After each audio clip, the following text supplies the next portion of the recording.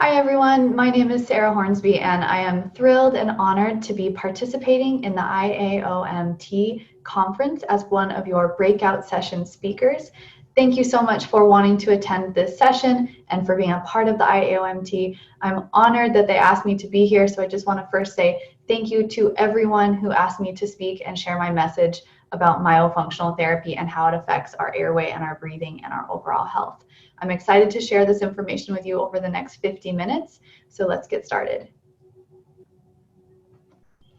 All right, our topic that we are going to be covering today is an introduction to myofunctional therapy in dentistry and airway health.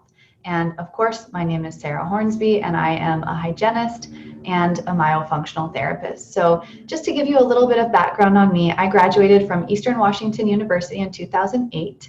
I trained in myofunctional therapy in 2010, and that is when I made the decision that I was going to take a different career path. So I started a practice called Faceology in Seattle, Washington, where I saw all of my patients in person for about 4 years. And then towards the end of 2014, I decided to take my practice fully online and see my patients virtually, which back then was actually a really controversial decision, and a lot of people really didn't think that online therapy was something that could be done well. So that has changed a lot, and I can tell you from years of experience doing it, it's a very, very good way to provide therapy. It just takes practice and experience like anything else. So towards the end of 2015, I created a separate program, a branch of my practice that was more education oriented called MyoMentor. And this is where I do teaching, speaking, and I help train hygienists and dentists who want to become myofunctional therapists with all the skills and everything that they need to learn how to become a good myofunctional therapist. So it's a 12-week mentoring program instead of a typical 4-day training course. So but really, when it comes down to it, and this is what I tell all of my patients, it's really my own myofunctional symptoms and realizing that I was someone as an adult who had these issues. It's really that's kept me pursuing this field, reaching and trying to discover, reaching for and trying to discover more knowledge. And really, it has personal roots, I think, when you have the symptoms yourself and you start to ask, well, why did no one else notice this when I was a child? Or how did I become a dental professional and never hear of this? So that's what I want to shed some light on today. But first, let me just make a couple disclosures. I do have some connections to other entities and companies. I am a faculty member of the Breathe Institute based out of Los Angeles. I'm a guest lecturer often with the IAOMT, MyoMunchie, and MyoFocus, and I have 2 training educational institutes through MyoMentor and then my other website, Sarah K. Hornsby. So we got that out of the way. Now you guys know what's going on behind the scenes with me. So let's talk about what we're actually going to cover in this lecture today. So I want to give you guys a really good overview and introduction to the field of myofunctional therapy. So what is it and how does it relate to dentistry? I want to teach you guys the basics of how to identify orofacial myofunctional symptoms or disorders in your own patients. I want to teach you the 4 goals that I have for all of the patients that I take through a therapy program, and the 4 goals that I think everyone should accomplish in everyday life as part of their myofunctional and breathing health. I'm going to share how myofunctional therapy and the symptoms associated with myofunctional issues are connected to airway, sleep, breathing, TMD, and so many other aspects of dentistry. I also want to share with you guys the latest research. I feel like this is an area where not everyone really understands that we actually have a great deal of research supporting all of the things I'm talking about today. So I will also be shining some light on that. All right, so first of all, let's just figure out the terminology. What is it? So you're going to hear different terms. If you're Googling or searching online, you'll hear myofunctional therapy. That tends to be the wording I use. Orofacial myology, orofacial myofunctional therapy, tongue thrust therapy. But I think if you just think of it like this, think of it like physical therapy, except I teach people exercises that have to do with the muscles of the mouth, face, tongue, lips, head and neck area. Okay, so that's it. I teach people exercises and it has to do with the mouth and the muscles. And that's really what all these terms are trying to describe.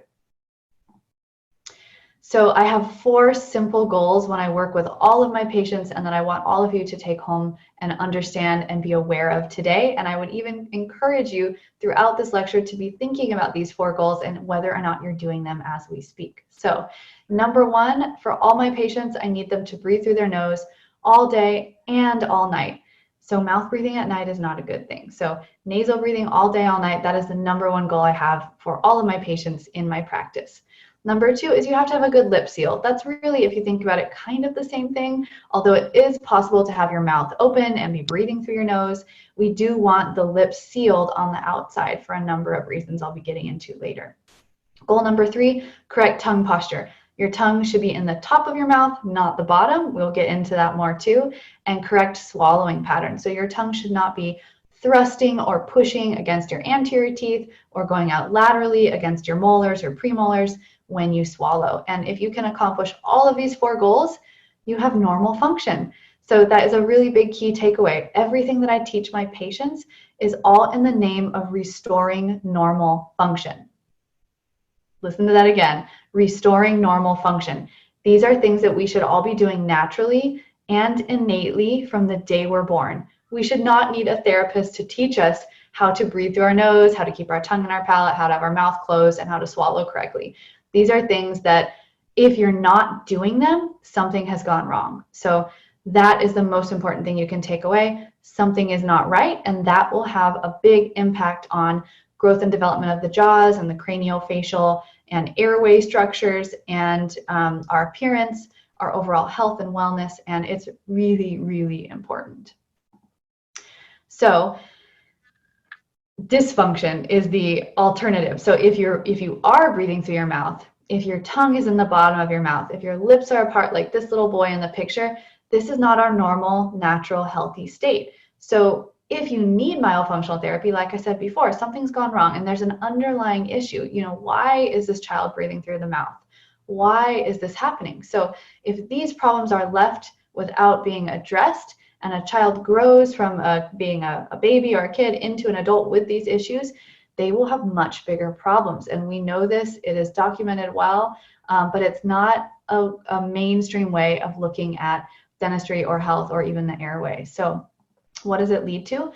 Poor facial growth and development, like I said before, increased risk for dental problems like periodontal disease, increased risk for dental decay, crowding, crooked teeth, increased risk for sleep apnea and all forms of sleep disordered breathing, and chronic pain like TMD, headaches, neck and shoulder issues, all of these things. So in the bottom there, I say, did you know that a tongue-tied or mouth-breathing child is destined to become an adult with sleep disordered breathing or temporomandibular joint disorder?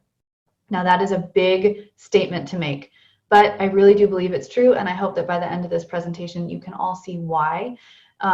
Sleep disordered breathing, by the way, is an umbrella term. I'm not going to be going into what all the variations of sleep disordered breathing are, but it encompasses obstructive sleep apnea, upper airway resistance syndrome, snoring, and even mouth breathing. Okay, mouth breathing is a mild version of all of these other things, and all of them exist on a continuum. So you have mouth breathing on one end that's considered mild. If left untreated, it will eventually progress to snoring, to upper airway resistance syndrome, to obstructive sleep apnea, and the symptoms will get worse, usually over decades of time. Sometimes we do see children with sleep disordered breathing. It's less common, maybe about 1% of the population, but I can tell you right now, the kids who have mouth breathing and tongue tie are the adults we see in our practice with these bigger issues like craniofacial pain and sleep apnea, TMD, and all of these bigger problems, okay? So it's a really big deal, and it's severely underdiagnosed and underrecognized. All right, so my focus when I do myofunctional therapy, in reality, it's really the airway. I want people to breathe healthy. I want to prevent sleep apnea. I know it's such a life-altering disease and illness to have. I know lots of patients who have it, and sleep is so important for our rest, our regeneration, our recovery, our immune health, our hormone regulation, everything. It's so important. And if we're not sleeping well, we're not breathing. If we're not breathing well, we're not sleeping well. If you're a kid, that means you're not growing and developing well. And if you're an adult, that means you're not healthy, and you end up with chronic illness associated with chronic breathing issues and sleeping issues. So the airway is important. And if you take a look at the image here, you can see the tongue is filling up the entire space of the mouth. The oral cavity, this is where the tongue should be. Now, if you can imagine that tongue dropping down and resting on the bottom, it has to go somewhere. So it's going to go forward and interfere with the teeth, or it's going to go backwards. Volume-wise, it has to go somewhere, and it will start to interfere with the airway. That will in turn lead to more of a forward head posture, which will, there's a cascade of symptoms and problems that go along with these things. So just looking at the soft tissues is one aspect of myofunctional therapy, but understanding that in kids, the soft tissues impact the hard structures, so we can change the growth trajectory of the palate and the jaws and the airway if we can change the soft tissue function at a young enough age. Now, what about adults? Obviously, with adults, we're not growing anymore. If you're an adult who was a child who basically was mouth breathing and had soft tissue dysfunction, all these myofunctional symptoms, you will have compromised structures, and we have to understand that. So for my adult patients, and I'm a good example of this, we not only need to address the soft tissue dysfunction, but we probably need to address airway issues, potentially orthodontic expansion, dental issues. So with our adults, we are dealing with more complexity. It doesn't mean they don't need the therapy. They actually need it even more, and some more so than kids in some ways. But we have more problems to address. It's not just the soft tissues anymore that have been impacted. It really is the airway and the jaws and the palate size. So that is something, again, I hope you guys can get by the end of this lecture. Okay, so let's take a minute to go back in time, and I want, really the point I'm trying to get across with this is that these concepts are not new. So if we go back to the 1830s through 60s, there was a man named George Catlin who was kind of an explorer and adventurer, and he wrote a book called Shut Your Mouth and Save Your Life.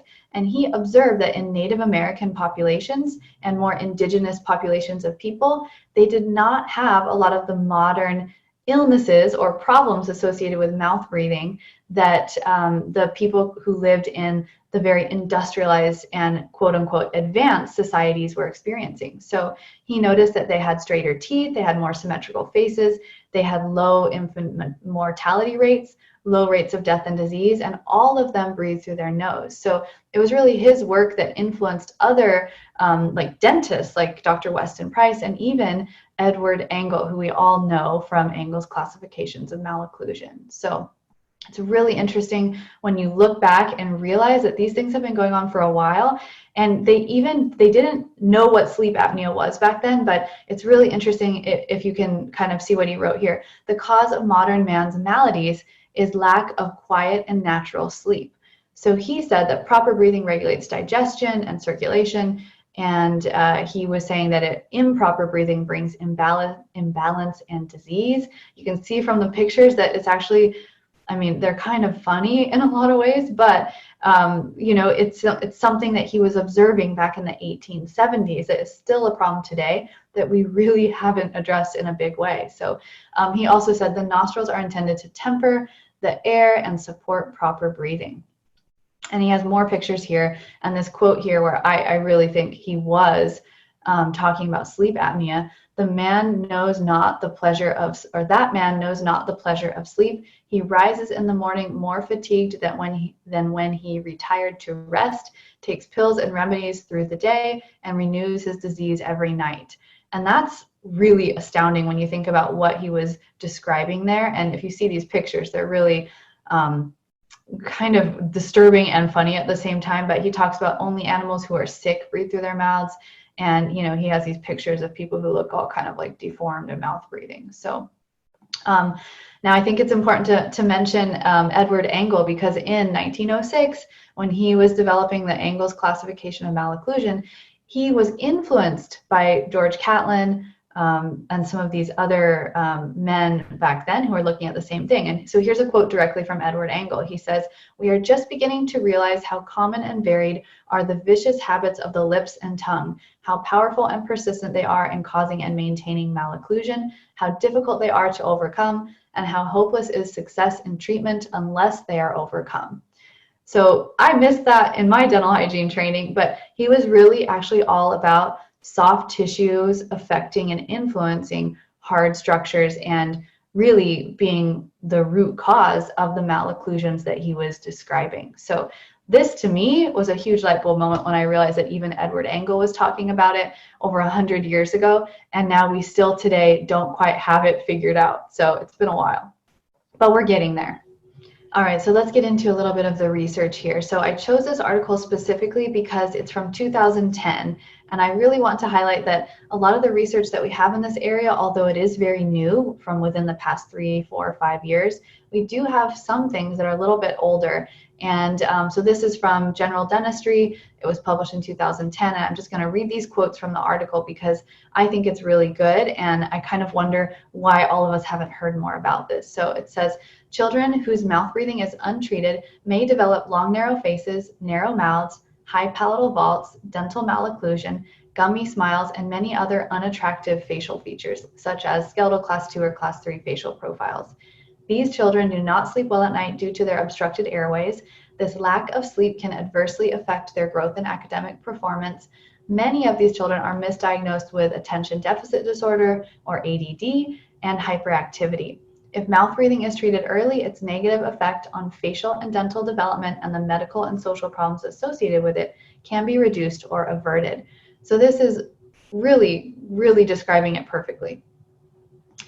Now, I want to take a minute to honor a man who's named Dr. Christian Guilleminault. He recently passed away in 2019, but he is really the reason that we know what sleep apnea is. So he coined the term obstructive sleep apnea. He was the one who discovered that it was an issue and a illness. He came up with the name and understanding of upper airway resistance syndrome. He established the apnea-hypopnea index, and over the course of his career, based out of Stanford University, he also authored over 740 articles on sleep apnea, sleep, and a lot of these things, myofunctional therapy and tongue tie, were really his focus at the end of his life. So the final 5 to 10 years that he dedicated towards research around myofunctional therapy and tongue tie, it was all because he saw a huge connection between the soft tissue dysfunctions and the mouth breathing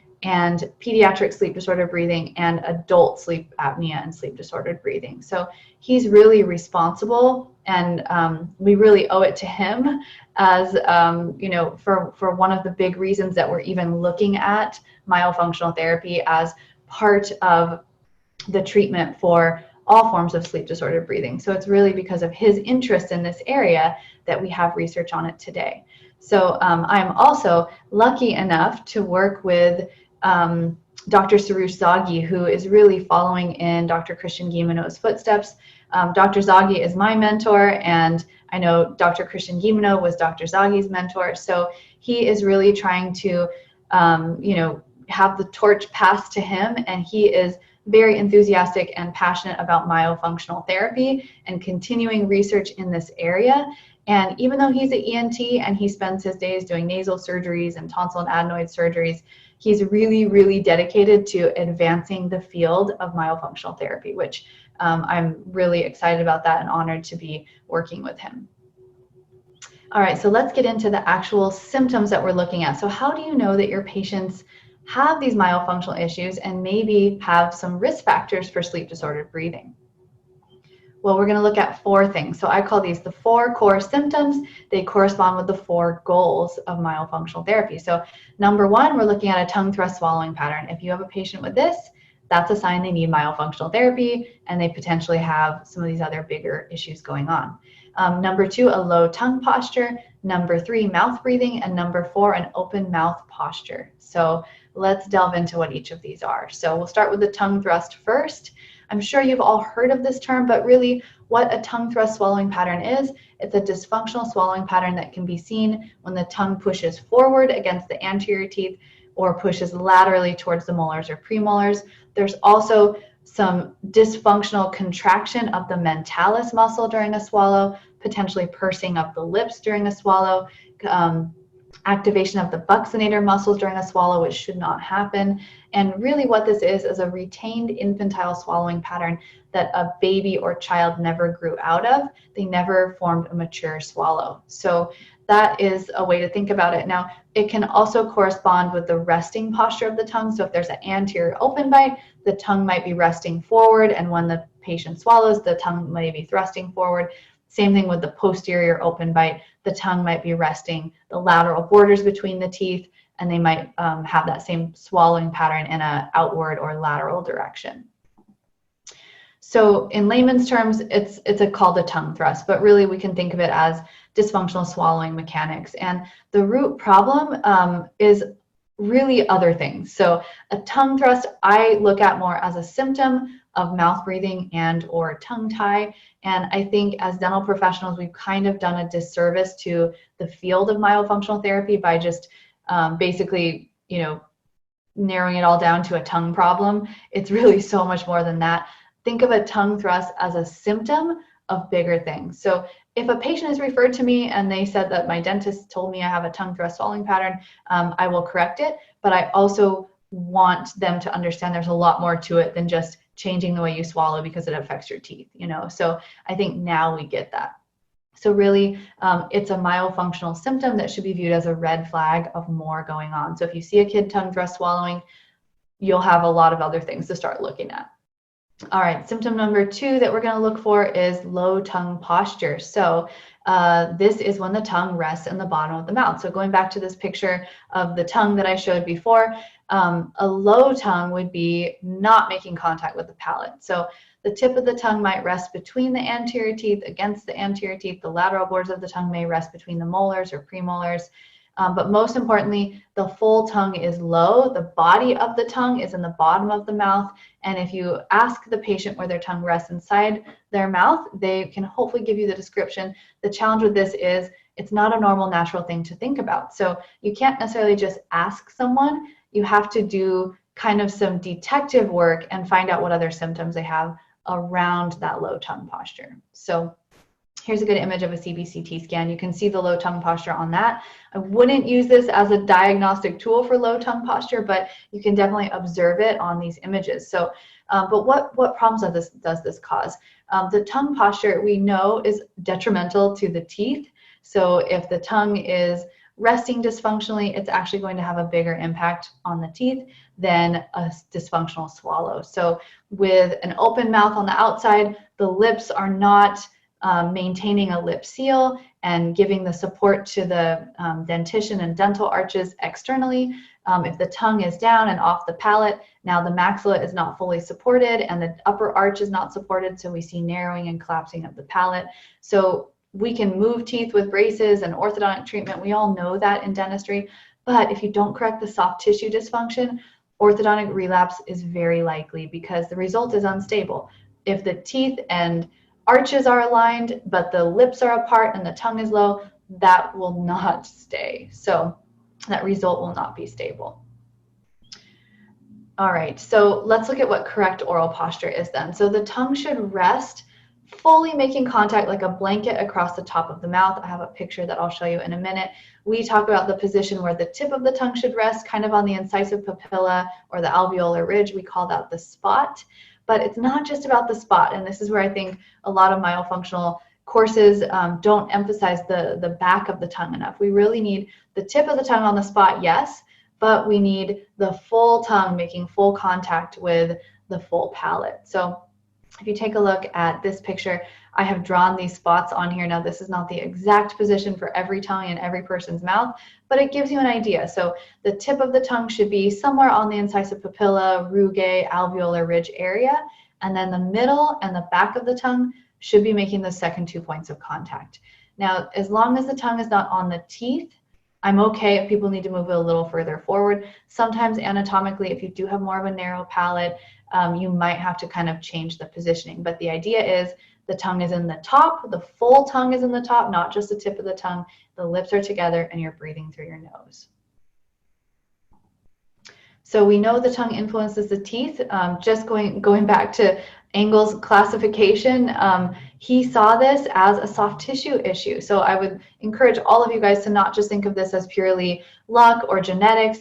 Think about the influence that the tongue and the postures of the lips and the swallowing, what influences can that have? I can tell you right now, the open bites are obvious. Not every person has an open bite. Class 3 malocclusions are often associated with low tongue posture and tongue tie. Deep bites are often associated with the lips being together, but the tongue spreading out flat like a pancake and resting off of the palate in between the teeth. People with deep bites often do that. And then obviously the open bite, the anterior open bite is the most obvious positioning, but even over jets and all sorts of other bites and malocclusions can be the result of soft tissue dysfunction, swallowing dysfunction, and just breathing through the mouth and resting with the mouth open. So we have to ask, when the tongue is low, why is the tongue low in the mouth? Why is it not making contact with the palate? Why is it sitting down the bottom? There's really only 2 reasons that would ever happen. One is mouth breathing, which is usually a nose issue, which we'll get into more, but let's say you cannot breathe through your nose. It's super congested. Well, you have to breathe through your mouth. If all of you try to open your mouth right now, as soon as you open your mouth, your tongue will drop to the bottom. If you're breathing through your mouth, your tongue is always in the bottom of your mouth. It is not possible to breathe through your mouth with your tongue up. Okay. Number 2 is a tongue tie. And this is where I could spend weeks and weeks. I teach a 12-week course, and the tongue tie is like 2 weeks worth of lecture.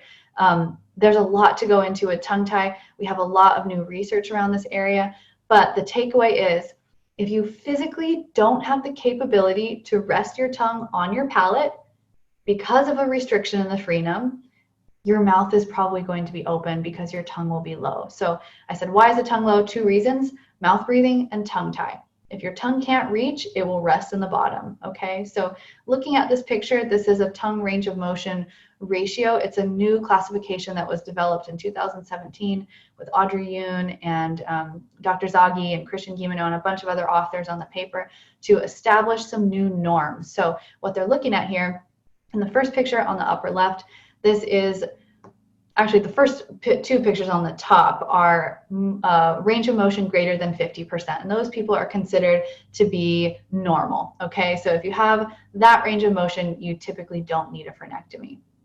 Now, in the lower third, or the lower 2 pictures, this is when the functioning and the anterior range of motion of the tongue is less than 50%. So we've got grade 1 as mild, grade 2 as, a little bit less, grade 3 is 50%, grade 2 is your tongue tip range of motion is less than 25%. So this is a really important grading scale to keep in mind. This is really kind of establishing the new way of looking at function moving forward versus just looking at measuring the frenum itself. All right, so how do we measure this tongue range of motion ratio? Like I said, it's a grading scale of 1 to 4. And so the first measurement you take is the patient with just their mouth opening. So comfortable mouth opening, not strained, not painful, just what's the maximum opening. Okay, so in this image A, it's 48 millimeters. The next measurement you take is with the tongue tip to the incisive papilla. What is that measurement? That in the example is 34. So you get the ratio by dividing, you do 34 divided by 48. That gives you 70%, and that would classify it, if we go back to the previous slide, as a grade 2 because they're in the 50 to 80%.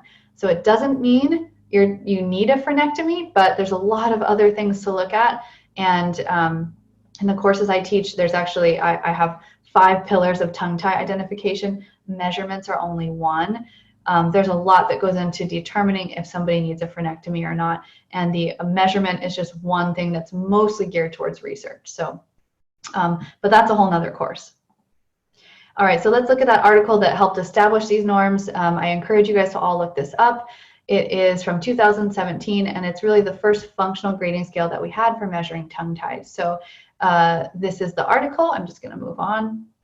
The newest article that we have, which is where we start to get some intersection in this discussion into the TMD, TMJ, craniofacial pain category, is with what they discovered with this study. So they took 348 consecutive cases. This is only from 2019. It's our latest research. And what they found is that when you do myofunctional therapy combined with a frenuloplasty or frenectomy, and you restore this normal tongue function, you have a huge reduction in things that we didn't ever before have in writing or in an article published. So we found out that a significant number of people had reduced clenching and grinding, they had improved sleep quality, and they had reduced neck, shoulder, facial tension and pain, as well as improved snoring. So this is really the first time that we've had this documented in an article. Clinically, we've known this for a long time, but having the research is really important. So when people restore normal muscle function, they not only get improvements to sleep in a lot of ways, they also get improvements to clenching, grinding, pain, and TMD issues and headaches. It's really, really amazing. All right, the next symptom is mouth breathing. So we'll delve into that topic a little bit deeper. So mouth breathing is very different from nasal breathing. And I think rather than just looking at it as a dental issue or a soft tissue or hard structure problem, we really have to start looking at it as a quality of life issue. Like I said before, when a child can't breathe well, they don't sleep well, and they don't grow well. And this is a really big deal. So this impacts all areas of life. And if we can just switch from mouth breathing to nose breathing, it's amazing the health benefits that we can get. So mouth breathing is really the body compensating for a problem. And we know that children who mouth breathe become the adults we see with sleep apnea. This is something we know. Like I described that continuum before, mouth breathing is on the mild end, severe obstructive sleep apnea is on the other end, and it is a continuum that people will be on throughout life until this is corrected. So sleep apnea starts with mouth breathing, and it is dysfunctional breathing.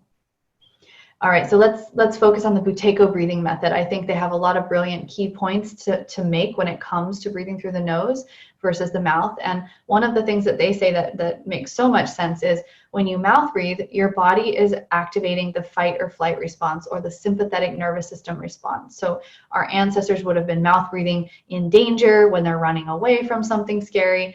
And so it really activates our upper chest for breathing, and it keeps us in that fight or flight mode. So imagine being in fight or flight mode because you're mouth breathing all night while you're trying to sleep. Your body can't really get restored and renewed and replenished while you're in fight or flight mode. So again, just switching from mouth to nose breathing while you sleep, it's incredibly impactful on sleep quality. So mouth breathing activates the upper chest, like I said. Shallow breathing, it involves larger breaths, and it leads to overbreathing or hyperventilation, which is really one of the cornerstones of the Buteyko breathing method. And again, I would encourage you guys, look more into the Buteyko breathing method. I'm just touching on so many topics here. There's so much more to say about these things, but some good resources are a couple of books by Patrick McEwen, Close Your Mouth and The Oxygen Advantage. Now, the alternative is true. So if you're breathing through your nose, now you're activating the body's parasympathetic state, or the rest and digest state. And when we nasal breathe, we're able to breathe and use the diaphragm more, and we're able to activate the lower lobes of the lungs. So the bottom third, we can actually breathe more air into, and we get better oxygenation and many other things happening when we nasal breathe. One of those things being CO2. So carbon dioxide plays a really big role in our breathing response. So really, carbon dioxide is what's regulating our breathing. And I took this little blurb from Spear Education, which I think is really great. They break it down really well. So I'm just going to read that underlined part. It says, carbon dioxide plays a significant role in the release of oxygen from hemoglobin. It also triggers breathing, maintains blood pH, and prevents smooth muscle spasms. All of these functions are reduced or impaired in mouth breathers. So when you breathe through your mouth, you are exhaling out too much carbon dioxide. We actually need it to accumulate in our bodies in order to optimally utilize the oxygen that we breathe in. So a lot of times people who are mouth breathing have a really low CO2 tolerance. So they feel like they aren't getting enough oxygen, which is not true. Their body's just not used to the levels of CO2 that they need to have for optimal health. So There's a few other things associated with it. Nitric oxide is something else. So nitric oxide is produced in our sinuses and in our nose, and when we breathe through our nose, it bathes our nose and our airway and our whole upper respiratory tract with nitric oxide, which is really important because it has anti-inflammatory, antimicrobial, antiviral, and really basically health promoting properties. It's an amazing molecule, and when we mouth breathe, we bypass this whole system and we don't get basically immune function from nitric oxide bathing our airway. So we bypass that and then have more problems because of it. In addition, I mean, we all know the nose filters, cleans, add moisture to the air. If you're not breathing through your nose, you're much more likely to get sick, be affected by allergies, and really so many other things. All right, so here's another article. Again, it's from 2007. I chose that intentionally. And let me just read the quote. It says, "It has been maintained that because of large adenoids, nasal breathing is obstructed, leading to mouth breathing and an adenoid face characterized by an incompetent lip seal, a narrow upper dental arch, increased anterior face height, a steep mandibular plane angle, and a retrognathic mandible. This development has been explained as occurring by changes in head and tongue position and muscular balance." So it's just describing what's happening to our facial structures when we mouth breathe. Again, just supporting the stuff I've said already. Okay, so now that we've broken down all of the 4 symptoms of dysfunction, we've talked about the 4 goals of myofunctional therapy, and we've talked about the connections to sleep and dentistry and breathing, let's go a little bit more in depth into the big picture. I'm hoping that you guys can see what that is, but I just want to redefine it in case. So orofacial myofunctional therapy is a critical component to any airway treatment protocol for adults and an absolute necessity for prevention of airway problems for growing children. That's a quote from me. So we really shouldn't be treating sleep apnea without looking at the soft tissue and the breathing and the impacts of these myofunctional disorders. So here's a good article. It came out in 2015. It's actually a meta-analysis, and it pretty much states, word for word, its findings were, current literature demonstrates that myofunctional therapy decreases apnea-hypopnea index by approximately 50% in adults and 62% in children. This is a really big deal. So that's a huge reduction. That's just myofunctional therapy. Now imagine if you have myofunctional therapy combined with a mandibular advancement device or combined with other things like a CPAP or surgery. You know, we literally can begin to look at curing sleep apnea when we have that team approach and we include all of the, when we address all of the root problems, not only the symptoms. All right, here's another article or another quote from that article from 2017. Ankyloglossia also affects upper and lower jaw development, periodontal tissue maturation, and dental occlusion. Specifically, it has been shown that ankyloglossia contributes to maxillary hypoplasia or underdevelopment of the upper jaw bones, which then can predispose towards speech difficulty, nasal obstruction, mouth breathing, and obstructive sleep apnea. So we know that tongue ties can predispose people to sleep apnea. Okay, so what can you look for in kids? I think sometimes a lot of the stuff seems vague and nebulous. So these are things that I took straight off of like a website. It's the equivalent of WebMD or something like that. I can't remember, but 10 potential signs of sleep-disordered breathing in kids: teeth grinding, bedwetting, sleepwalking, sweating at night, restless sleep, snoring, growth problems, napping in older children, ADHD, and mouth breathing. And that's off of a like mainstream website. It includes mouth breathing. Now the other things we tend to think of as normal in kids. So I always like to challenge people to understand that a lot of the things that we see as common does not make them normal. So snoring in kids is not normal. Restless sleep, sweating at night, bedwetting past a certain age. These things are not normal. They're very common, but they're also red flags. So I think we really, if you see a child who's mouth breathing or who's tongue tied and they have 1 or 2 of these other things, you really have to assume that they have sleep disordered breathing until proven otherwise. So a big part of my practice as a myofunctional therapist is really finding a team of like-minded providers around me. So I can't help somebody with their myofunctional issues if I don't have a doctor who can release the tongue tie, or if I don't have an ENT or a dentist who can screen for sleep apnea and sleep disordered breathing. If I don't have the medical doctor who can take out the tonsils and adenoids if they're swollen and causing breathing and airway issues. So I'm a really big supporter of the AAPMD, and that's why I want to share with you guys today. The AAPMD is the American Academy of Physiological Medicine and Dentistry, and they're really advocating a team approach for the treatment of sleep apnea and sleep disordered breathing. So they say treatments for sleep apnea deal with managing the apnea. For those opposed to wearing an appliance or CPAP for the rest of their lives, there is hope.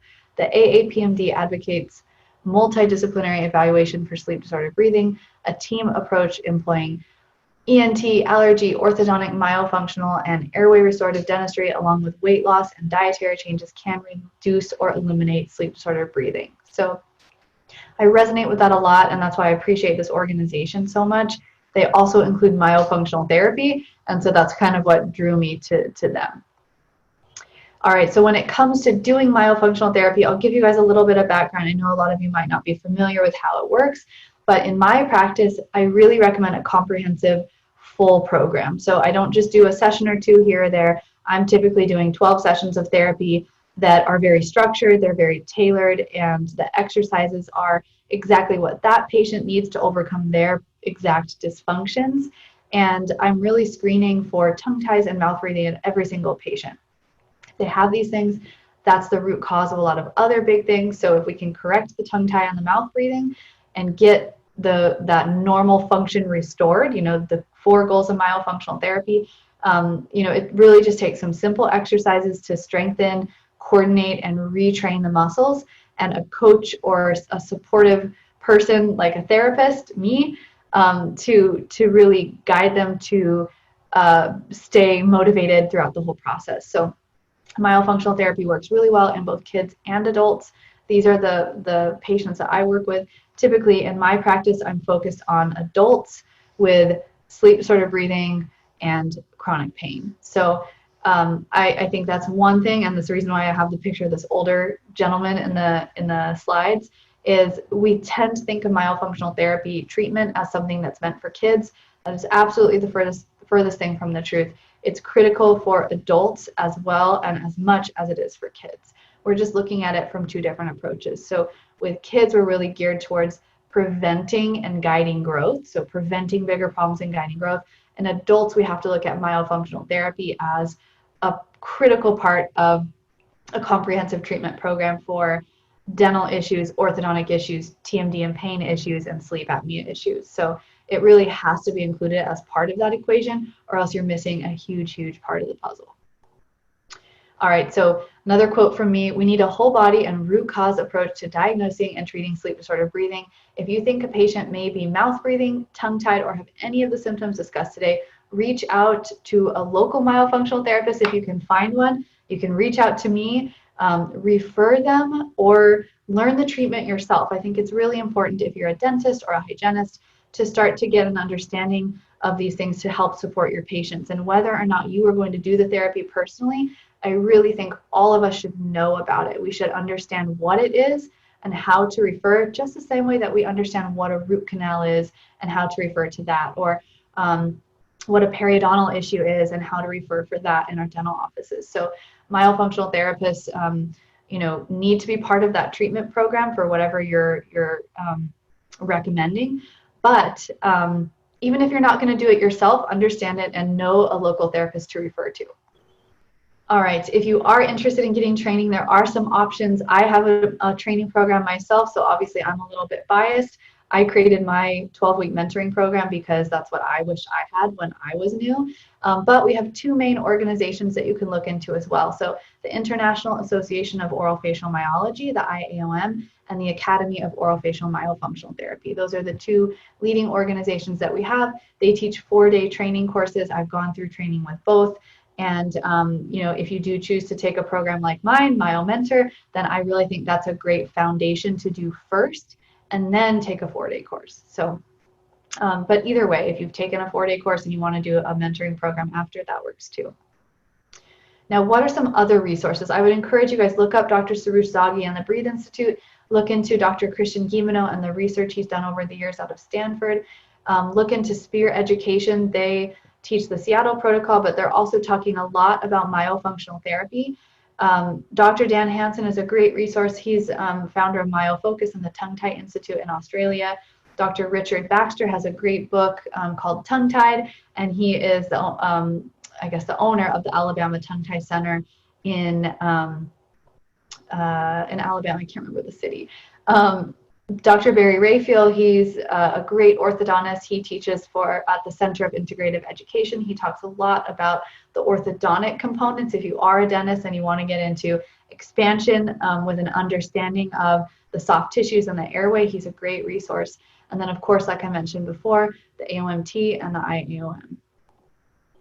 So in summary, what we really need is a paradigm shift. So the way we've been doing dentistry for a long time, and kind of the status quo and the standard that we have, it doesn't account for things like myofunctional therapy and even sleep disorder breathing. So we really need to start seeing that as a bigger picture and something that as dental professionals, we are on the front lines and able to understand and see. And even if there's some of these things we can't diagnose ourselves, like a doctor or a dentist cannot diagnose sleep apnea, we still have to know how to screen our patients, how to educate them, and how these problems and symptoms fit into the bigger picture of dentistry and health, because it really is, I think, our wheelhouse that is going to help these patients even more than their medical doctors. And there's a huge population of patients who just mouth breathe, who they aren't severe enough to actually refer to the medical system. They actually fall between the cracks of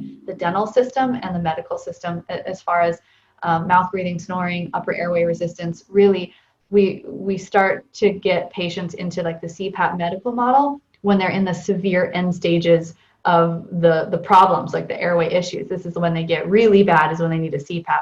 But there's years before that and subtle symptoms before that with myofunctional therapy and looking through this in the right lens in dental offices, we can really help patients achieve better optimal health and breathing before they get to this really bad stage where they actually need a CPAP machine. So this is really something that I think we all need to be looking for in dentistry. And if we don't, I hate to say it, but there's a huge growing patient awareness out there. And so if we don't, I really do think the patients are going to start pushing the status quo, because I know, because my practice is online, I have hundreds, if not thousands of people reaching out to me every month, every year, saying, I asked my dentist about this, they didn't know about it, I'm contacting you. I think I have a tongue tie. I think I have sleep apnea. I think I'm mouth breathing.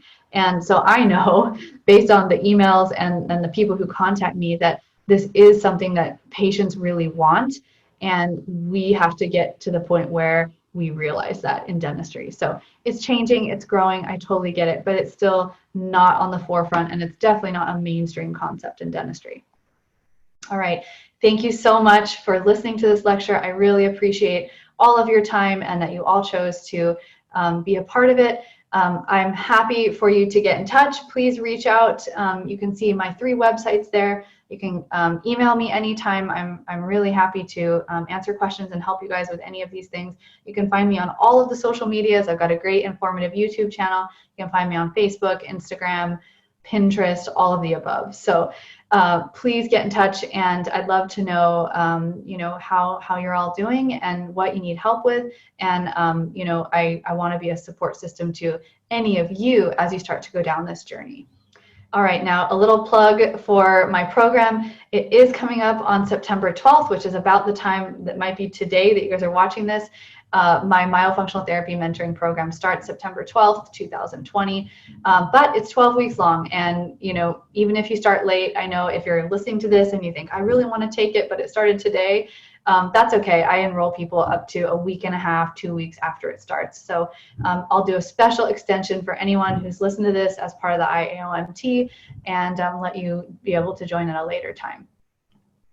I also want to extend a discount code to you guys if anybody's interested in going to the AAPMD Sleep Well in Seattle Summit.